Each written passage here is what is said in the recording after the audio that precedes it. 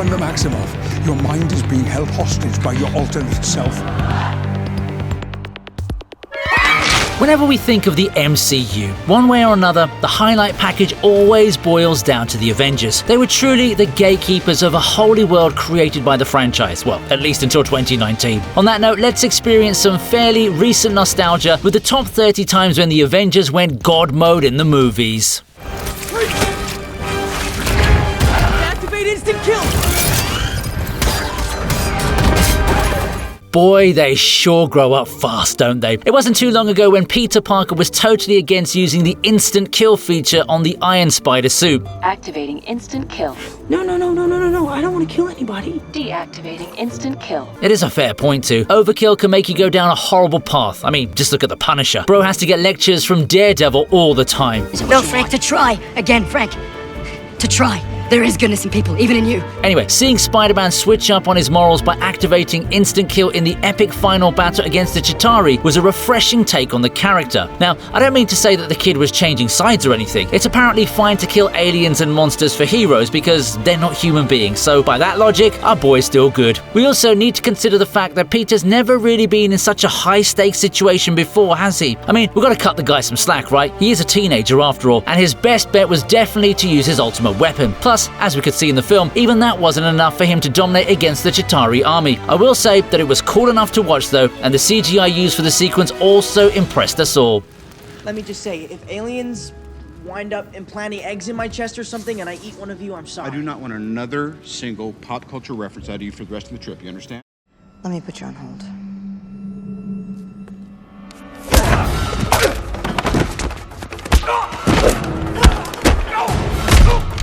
One of the main skills of a spy is to be able to trick her targets into thinking exactly what she wants them to think. By that logic, Black Widow deserved to win Spy of the Year just for this one scene against the Russians. We need you to come in. Are you kidding? I'm working. This takes precedence. I'm in the middle of an interrogation. This moron is giving me everything. I don't give everything. I really find it funny how most American movies portray other ethnicities as being able to speak English. When it comes to the Russians, they make sure that you know they're Russians. Anyway, Scarlett Johansson wows us all with her diverse language skills Вы правда думаете, что я красива? and her deadly charm as she makes a mockery out of the men who actually thought that they had her in a spot of bother. She knew exactly what her mission was, and playing a damsel in distress allowed her to get all the intel she needed from a dude who clearly looked like he was getting an ego rush just from talking to her. The conversation she has over the phone is what makes the audience realize that even they were being fooled by what was being shown, and the final violation perfectly rounds off the sequence. Now, we know that Scarlett has had a stunt double since Iron Man 2, but she does some of her own stunts too. I may not know who was doing all the action here, but she sure killed it.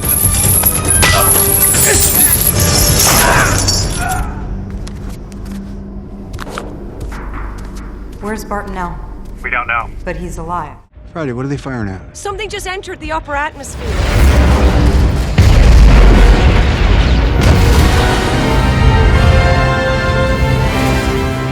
Captain Marvel has done a fair share of things off-screen that fans and even her own cast members may not have enjoyed, but as far as on-screen antics are concerned, she's pretty much a lifesaver. Case in point, the destruction of Sanctuary 2, which was done way faster than a Domino's pizza delivery guarantee. At this point, the battle between Thanos and the Avengers was evenly balanced, or rather even tipping towards the Mad Titan's favour after he decided to attack everyone on the battlefield regardless of allegiance with his ship. That's when Captain Marvel decided to level the playing field by wrecking the entirety of Sanctuary 2 with not a lot of effort. Keep in mind that this ship was able to sustain a considerable number of passengers all by itself without needing any external assistance. It's actually one of the main reasons Thanos was able to carry out his mission of collecting the Infinity Stones. So, to see it completely destroyed by just one individual for the greater good does feel like the Lord's work. Can you imagine all the good Thanos could have achieved with this ship had he not been so hell-bent on erasing half the universe?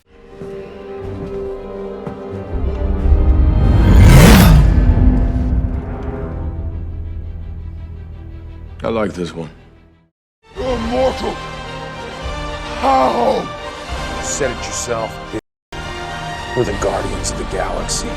The Guardians of the Galaxies are definitely Avengers in every sense of the word, but before they got to impress us all on a multiversal scale, we had them making light work of Ronan with the power of unity, and also the Power Stone. The beginning of the fight actually presents the enemy as someone who's gone God mode because the Guardians clearly struggle against his might. Star-Lord himself understood that there was no point trying to fight someone who could easily overpower his entire squad without much effort. He knew the only option was the Power Stone and some inexplicable dance moves. Someday, put it together. What are you doing? Dance off, bro. Me and you. Having said that, I still have to give it to the guy for being able to confuse someone as dominant as Ronan the Accuser. The part where all the Guardians come together to defeat their opponent was surreal for sure, and it showcased how everyone can make a difference as long as they work together. Also, side note, the only reason Peter Quill was able to hold on to the Power Stone for as long as he did was because he had the whole half-god bit still in him at the time, even though it was latent at best. Raised from youth by a band of mercenaries called the Ravagers, led by Yondu Udanta. Oh, I'm sorry. I didn't know how this machine worked.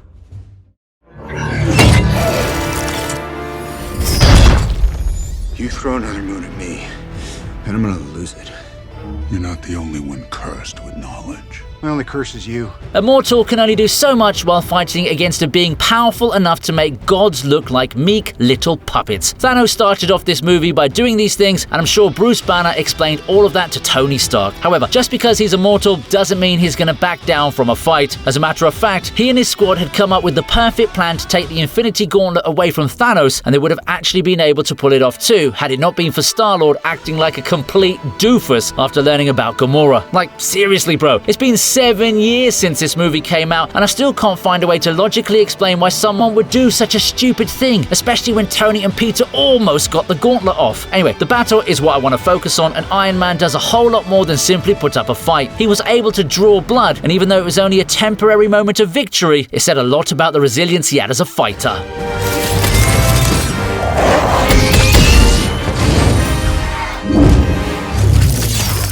Where'd that come from? It's nanotech. You like it? Okay, before we go ahead, I just want to talk about this epic website called, which, as its name suggests, is an online shopping site for movie collectibles that will make your jaws drop. It's got everything you need. Maximum effort. Whether it's Marvel or DC, and I honestly couldn't stop myself from buying their products. Just imagine decorating your desk with the awesome duo of Deadpool and Wolverine. Yeah, their action figures are available on the site, and they look amazing. Or hey, if DC is your cup of coffee, then check out their 1:9 scale Batman action figure modeled after the Shadow himself, Robert Pattinson. Yeah, having this in your collection will surely turn on the edge. Jokes aside, there's a wide range of collectibles available on the Cinema Treasures, right from Iron Man to Wonder Woman to you name it. And you want to know what the best part is? They've got an anime section too. So all you otakus can go crazy as well. Check out the link in my bio to visit the website and use the code TVRegent10 for 10% off their products.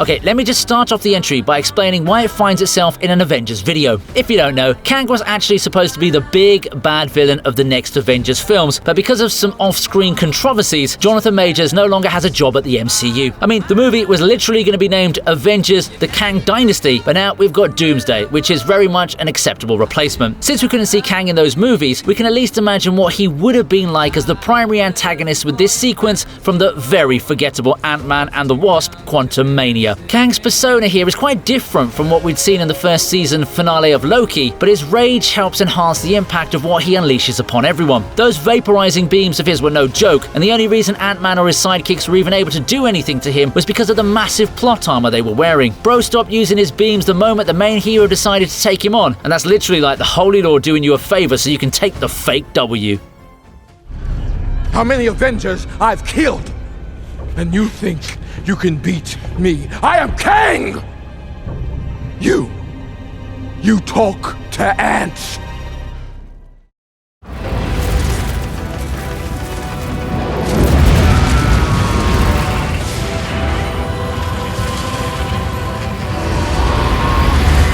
This is a scene that serves as the build-up towards one of the most iconic moments of the post-2000s era of cinema. So you know you're not dealing with some token choice here as we witness Thor taking on the full might of a fallen star. It's easy to just put these things into words and make it seem cool. You understand, boy?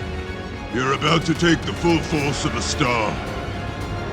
It'll kill you. But even words fall flat when we look at how epic this achievement was. Keep in mind that this is a man who's been bruised in terms of his ego as well as his heart by Thanos. He lost some people who were really close to him, and he was determined to make sure this effort of his would lead to his redemption. I suppose you could say that that's what motivated him to go ahead and do this in the first place, but of course, Thor would never have been able to pull off such an amazing feat had he not been the God of Thunder. And at the end of the day, it was his immense resistance and durability that gave birth to a super epic Stormbreaker, which would go on to steal the show later.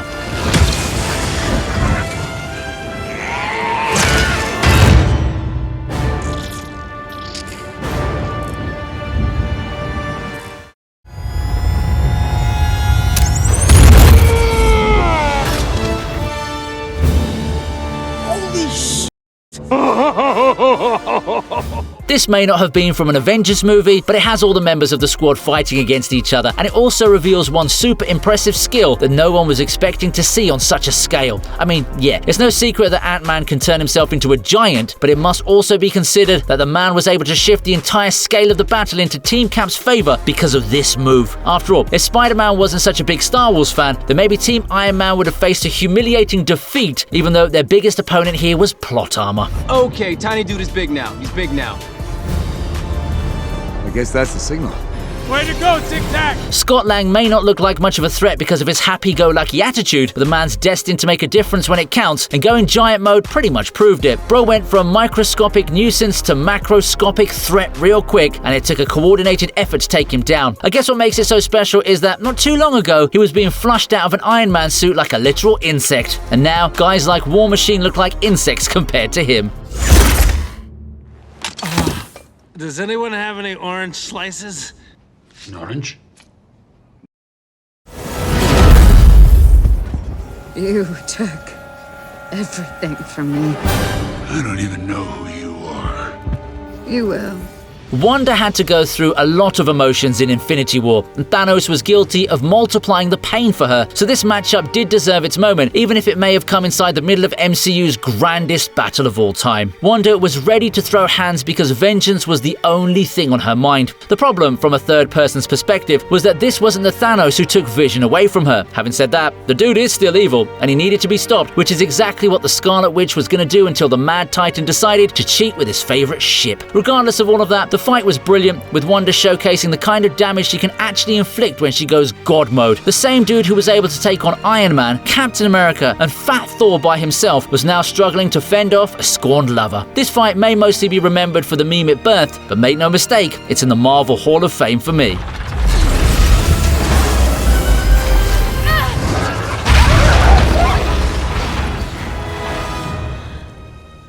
Why was she up there all this time?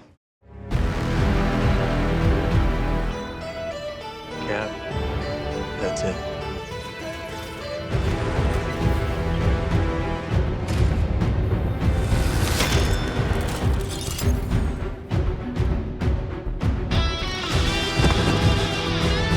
I literally just mentioned the vengeance for what happens here in the previous entry. However, Thanos with the Infinity Stones was easily a much larger threat than without them, so the impact from him defeating all the Avengers by himself will obviously be larger. I'll point out that Thor, for some reason, doesn't participate till Thanos achieves his target, but then again, if he'd have joined the fight right from the start, then we may never have got Endgame. The opponents that Thanos takes down aren't small fry at all. Sure, people like Black Widow and Falcon won't be much of a threat to him, but Thanos also defeats the Hulkbuster, Black Panther, and a fully amped up Captain America like it's nothing. However, I don't think anyone would have anticipated him seeing him turn back time to get the Mind Stone and then kill Vision a second time. Yeah, the sense of hopelessness he awakened in that moment is hard to explain. It was also this particular sequence that had us all convinced nothing else was going to work on him. Did you do it? Yes, What did it cost? everything. If you're nothing without this suit, then you shouldn't have it.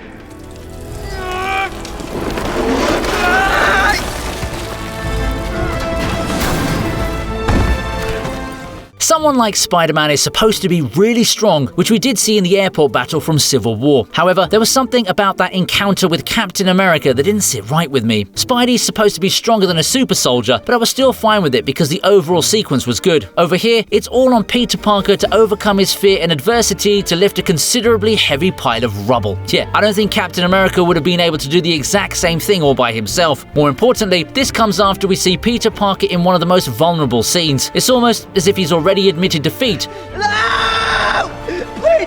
Hey, please! I'm down here! I'm down here! I'm stuck! I'm stuck! I can't move! I can't... But then the turnaround comes in and we witness greatness in front of us. I remember reading somewhere that Stan Lee wrote Spider-Man to show that a kid didn't have to be a sidekick. He wanted to show that such a character could be a hero too. And this scene perfectly captured that vibe. Spidey may just be a kid, but he rises above the odds to be the hero his city needs. It's about 50 reporters behind that door. Real ones, not bloggers. Why don't you try that on? And I'll introduce the world, the newest official member of the Avengers, Spider-Man. Your powers are quaint. You must be popular with children.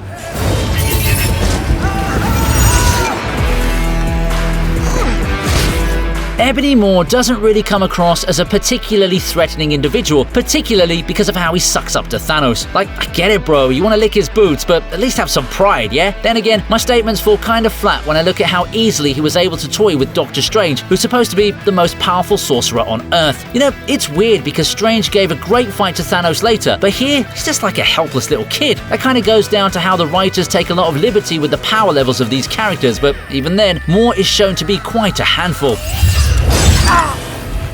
It's a simple spell, but quite unbreakable. Then I'll take it off your corpse. Doctor Strange is the key reference for us to understand Maw's power, and from whatever we see, we can understand that he truly went God mode whenever he was needed to. His skills shown throughout the movie are quite impressive, and most notably, I have to mention how he was going to torture the daylights out of Strange until Iron Man showed up to rescue. You're quite the science whiz. Your powers are inconsequential compared to mine. Your parents must be very proud.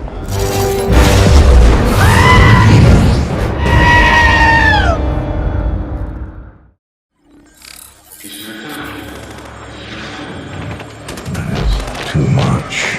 They need me. I'm on mission. What mission? Peace in our time. You know, people say that Ultron's development in the film was very rushed, but at the risk of attracting the ire of keyboard warriors, I must disagree. In the comics, he literally goes evil the moment he's turned on, but here, they actually give him a very plausible reason for becoming this way. Bro needed only a minute on the internet to figure out why humanity needed to be ended. He literally viewed archives of every known war and atrocity in mankind's history. This makes it highly understandable why he would feel so frustrated and angry given the kind of stuff he'd assessed based on the broad directive of peace in our time. But yeah, to be able to view everything on the net in a microscopic fraction of how long it would actually take was seriously impressive. I also want to shout out the moment where he destroys his older body to show his new vibranium form. What doesn't kill you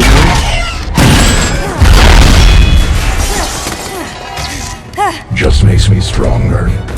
It's unrelated to this scene, but I still think it's cool, so I want to plug it in for a mini god level moment. Do you see the beauty of it? The inevitability. You rise, only to fall. Разведь! Возвращение на родину! Один! Красавый вагон! Bucky may have become an Avenger later on in the franchise, but before that, he was a serious pain to deal with, especially because of the whole Winter Soldier program forced into him. This made it really hard for fans to like him, but I feel it added more complexity to his character. Of course, I found it annoying too, but Bucky as a villain gave us some pretty cool moments, like the one where Zemo activates him and he goes God mode on everyone who tries to stop him, starting with Captain America himself. I've got to say, Bucky was able to change his entire vibe so smoothly that you almost wonder if there are two characters in the same movie. He almost drew sympathy from us at first, but that sentiment quickly changed to a collective wish for him to get beaten down by at least one of the Avengers fighting him. It was eventually Black Panther who managed to fend him off, but not before Bucky caused some serious damage to folks like Black Widow and Tony Stark.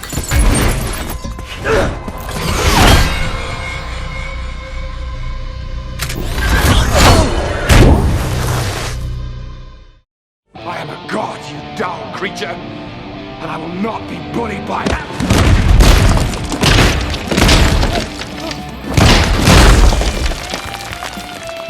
It's meme time again as we get one of the most hilarious and memorable moments from the MCU's first Avengers film. It's not every day that we see a god getting thwarted like a little bug by an angry green giant, but here we are as the Hulk makes the main villain of the movie look like an innocuous nuisance. I mean, if Loki was going to be such a difficult dude to deal with, then they could have just unleashed the Hulk on him right from the start when he got captured by Iron Man and co. I know all of us like to laugh at this, but let's not forget how strong you really need to be in order to flex in such a way. Heck, it's become so popular that I instantly thought of it when the Ant King Baru started smashing Hunter Ma in that solo leveling episode. Yeah, I'm sure this would have served as some kind of inspiration to the writers of that story, but the point remains that Hulk became a global icon with this moment.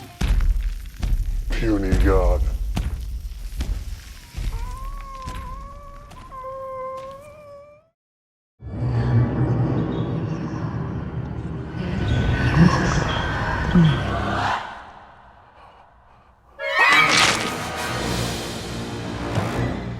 Wanda Maximoff is a very powerful Avenger, as I'd already discussed in the entry where she makes Thanos cry for his ship. However, once she got some of that Darkhold energy, it really messed her up and turned her into this ultimate villain. I don't think any scene describes it better than the battle between her and the Illuminati. Man, everyone was so hyped up for these cameos, but the Scarlet Witch had other plans in mind as she shortened all their respective screen times with minimum effort. As far as going God mode goes, this works in favor for her, sure, but as audience members, you're left a little disappointed because the Illuminati was one of the main marketing draws to fill up the cinema halls. To have them crushed so easily, especially someone like Professor X, who's such a beloved character, didn't strike me the right way, you know. There's also the dumbest man in the universe, Mr. Fantastic. Wanda, Black Bolt could destroy you with one whisper from his mouth. What mouth? Who clearly seemed to think he was someone else. However, that's just my personal opinion, and it doesn't change the fact that Wanda totally owned this fight all by herself. And if we don't? Then it won't be Wanda who comes for her. It will be the Scarlet Witch.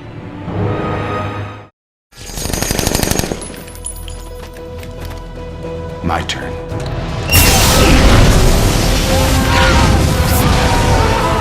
When you strike someone first, it's only natural for them to strike you back if they're able to survive your first round of fire. That's exactly what happens here with Tony Stark, who finally managed to create his first Iron Man suit in a cave with primitive materials. Of course, this wasn't without the support and sacrifice of Ho Yinsen, so Tony had to make it a point to survive the ordeal and make it out of the cave. The suit did look a little bit rusty in some regards, but it was a lot more than instrumental in facilitating Tony's escape from the cave. Yes, the part where he says, "My turn," is the gotcha moment every person had been waiting for, and those flames of fury did not disappoint. If you don't know this, the MCU actually financed this movie on its own and had to rely on Paramount as its distributor. Don't waste it. Don't waste your life. I also just realized something pretty philosophical too. The Iron Man legend started with one man sacrificing his life for Tony Stark, and it ended with him sacrificing his life to save everyone in the universe.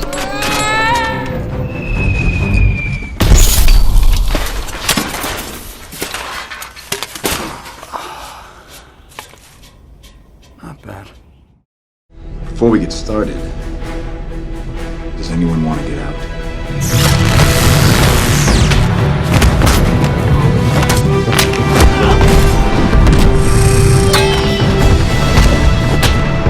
Did you know that Captain America: The Winter Soldier was the first MCU flick directed by the Russo brothers? Yeah, I guess that explains why it was so palatable to the audiences, especially after the medium level of success that the first movie got. The directors had said they wanted to make this movie feel like one of the classic thrillers from the 70s with not a lot of focus on superpowers. They sure succeeded at that, but even so, the most popular scene from the movie remains the elevator scene. It properly establishes Captain America as a superhuman fighter because there's no way a normal dude would have been able to take down so many skilled Hydra agents without using a weapon. I just want you to know, Cap, it's impersonal! It kind of feels personal.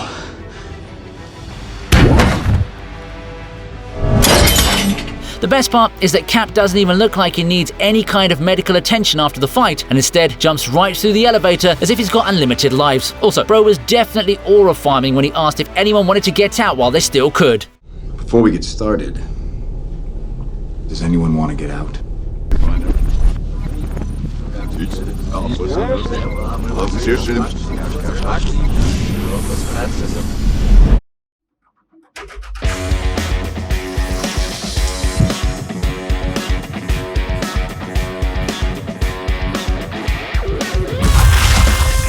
Everyone knows about that one scene that will most definitely get covered later on in this video, but for now, I'd like to focus on an entrance that often gets overshadowed, even though it's performed by the very same character. Thor's epic entrance in the climactic Battle of Ragnarok could be seen as a form of foreshadowing regarding what we'd see later on in Infinity War. It had all the makings of a divine moment, and what makes it even better is what drove him to activate his hammerless power. Without my hammer, I can't. Are you Thor, the god of hammers? That hammer was to help you control your power, to focus it. It's never your source of strength. I mean, I know that older siblings can be mean bullies, but Hela wasn't letting Thor even take a breather, so he kinda had to rely on some kind of overpowered awakening to get out of his situation. I also liked how even after his death, Odin couldn't hold himself back from making a dad joke. But seriously, this moment was a great form of payoff for the audience, considering how hopeless everything was looking for a very long time. Hey, let's do Get Help. What? Get Help. We are not doing Get Help. Get help! Please! My brother's dying! Get help! Help him!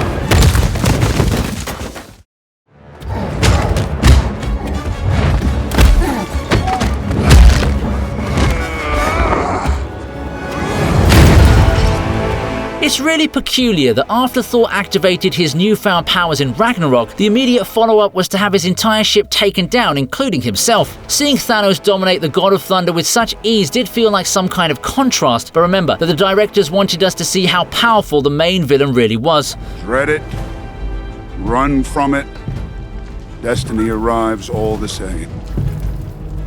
And now it's here. Not only did he make Thor look like he was some E-rank hunter, he also killed Heimdall and Loki with minimum effort. But perhaps the most impactful session was making a fool out of the Hulk, whom we all thought was unbeatable at this point. By completely subverting expectations, Thanos immediately established himself as the most powerful being shown in the MCU until that point. I mean, he beat the Hulk so bad that the angry green giant didn't even show himself for the rest of the movie. Well, you could actually say that this was the last time we got to see a somewhat decent Hulk in the MCU, because it was after this that we got the abomination known as Smart Hulk. With all 6 stones, I could simply snap my fingers. They would all cease to exist. I call that mercy. The hardest choices require the strongest wills. You shouldn't have killed my mom and squished my Walkman.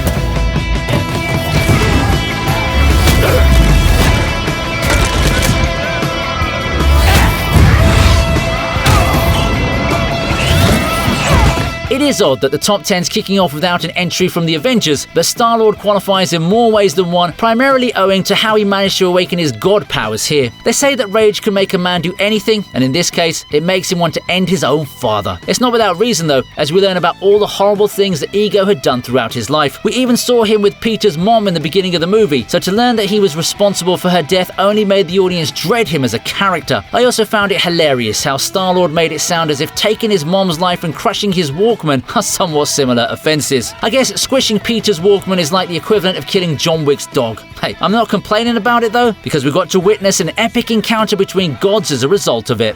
You are a god. If you kill me, you'll be just like everybody else. What's so wrong with that?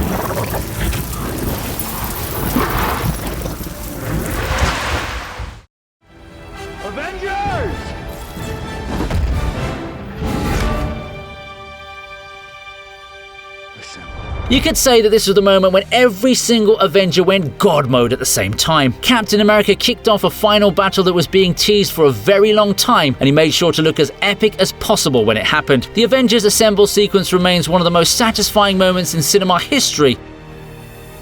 But what takes it a step further is how each and every fighter almost acts as a reminder of everything the audience has seen from this franchise to date. I've mentioned before that it serves as a culmination of sorts, but considering all the pain and the drama we had to go through for a whole year before being able to watch the sequel, I mean, it was definitely worth the wait. Now, the camera can't focus on each and every fighter here, but I can say with confidence that the overall vibe was exactly what it needed to be to create a historical memory. Only thing bumming me out is the fact I have to live in a world without Captain America. Try not.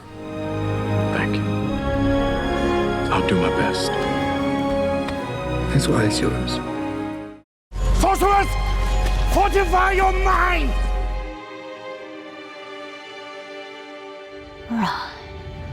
Wanda did get a mention before, but that was just against some deliberately underpowered characters in cameos. Here, she's up against a whole army of sorcerers, and more importantly, these aren't your average magicians. No, these dudes have fortified their minds exactly like Wong asked them to. That alone makes this worth a high spot on the list. But I do hope you understand that even now, what's about to happen, this is me being reasonable. What's even more impressive is that Wanda takes down each and every one of the sorcerers in her way, even Strange and Wong. My guy even brought out those weird dragons of his, and Wanda just turned them into inconvenient little lizards. Yeah, it's shocking that we'd see such a weak Stephen Strange in his own movie, but this was the period where the MCU was trying its bait and switch model, which could only go on for so long. This doesn't take away from the fact that Wanda was a deadly force of nature, and no one could beat her in the movie except herself.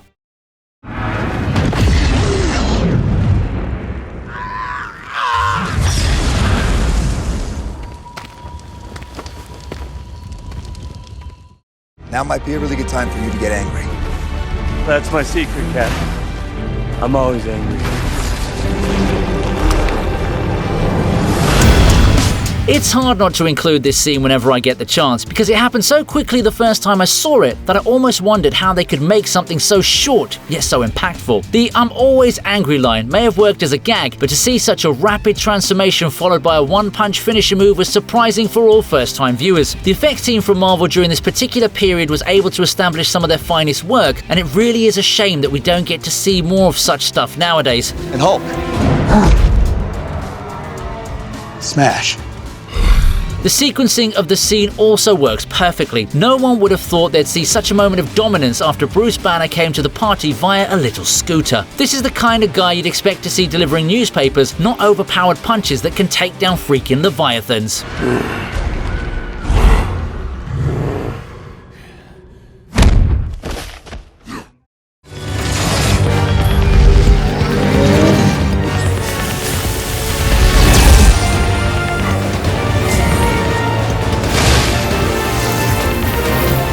Remember when I said I was shocked to see how weak they made Doctor Strange in his own movie? Well, that's because he was able to go move for move against the Thanos who had 4 freaking Infinity Stones with him, that too without using the Time Stone itself. I still feel that Strange would have won that fight if he decided to use his main weapon, but for now, I'll have to do with how he managed to counter Thanos' brutal blast with some beautiful visuals. You may regret that. He brought you face to face with the master of the mystic arts. With the way things were going after he brought out all those clones, I genuinely thought the Strange was going to pull a rabbit out of the hat. But then we all got reminded that there's a sequel in the works, so Thanos had to win this fight. With all the memes that came out after this movie, especially regarding all the various tactics that could have been used to defeat the Mad Titan, it's safe to say that the 14 million plus scenarios he saw were probably all the possible times Thanos could have won.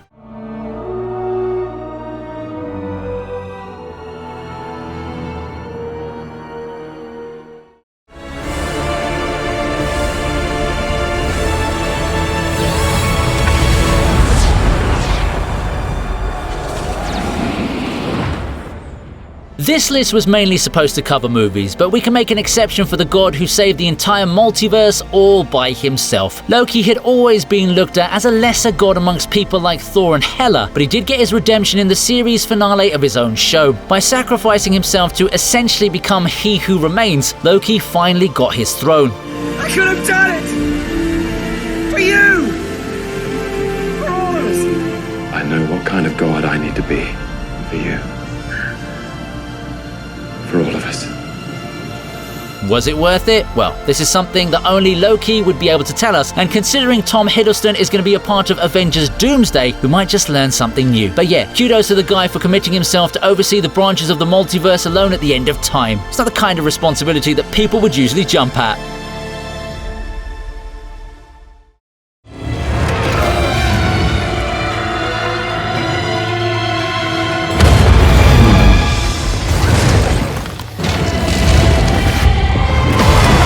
With 4 Infinity Stones at your disposal, there isn't much that people can do to defeat you. However, if people like Iron Man keep annoying you with their weapons, then there's only so much patience you can display. Thanos had visibly reached the limit of his patience as he decided to throw not a rock or a mountain, but a whole damn moon at Tony Stark. To simply say that statement is ridiculous, but it happened in the movie and was teased right from the trailer. Yeah, the audience knew this moment was going to happen, but they still got overwhelmed by what we saw here. I also have to mention how Tony really got violated on Titan. His plan didn't work against Thanos because of Star-Lord. He had a moon thrown at him, and towards the end of this fight, he got stabbed with his own weapon. You have my respect, Stark. When I'm done, half of humanity will still be alive. I hope they remember you.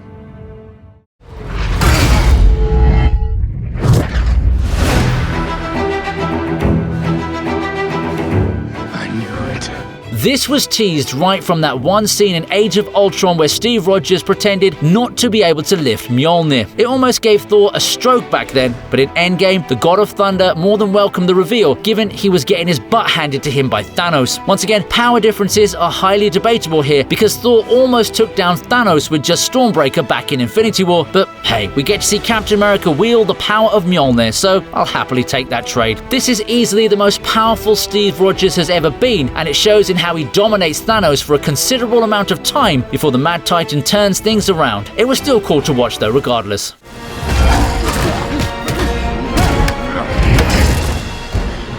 No, give me that. You have the little one.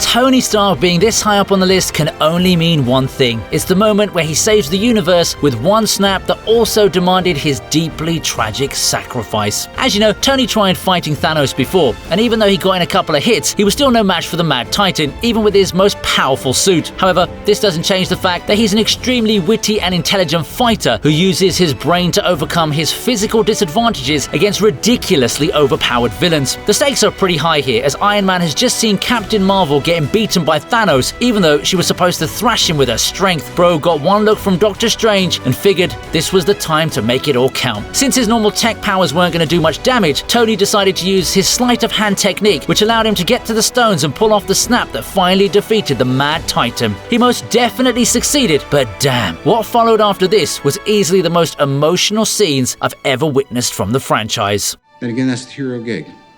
Part of the journey is the end. Am I even tripping for? Everything's gonna work out exactly the way it's supposed to. I love you 3000.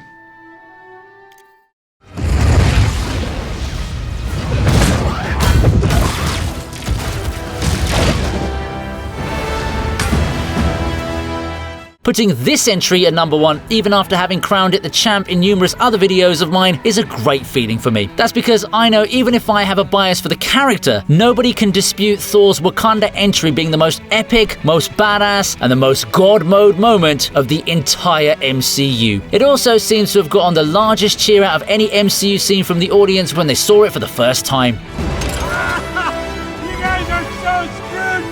A simple arrival was all it took for the attention to shift from 2 whole armies fighting it out Bring me Thanos! to a singular entity making his way to turn the tables all on his own. Just look at that pose. It's the kind of aura farming that makes Sung Jin-woo look like an amateur. It's not even about how cool Thor is looking here, it's about his tremendous new power levels that get showcased in the Wakanda battle. It's like a hyper-exaggerated depiction of the line, one small step for man, one giant leap for mankind. In this case, it was pretty much like one giant leap for Thor, also one giant leap for cinema. It's also the first time we see Stormbreaker in action, which is basically only a few seconds after the weapon is made, so everything looks like it's happening quickly.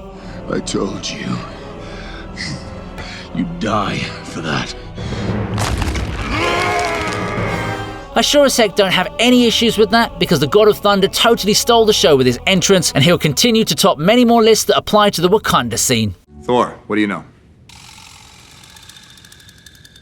Is he asleep? No. I'm pretty sure he's dead. Awesome. Eggs? Breakfast? No, I'd like a Bloody Mary. Hope you liked the video. Please subscribe to the TV Regent, and here's another video that I know you're going to enjoy.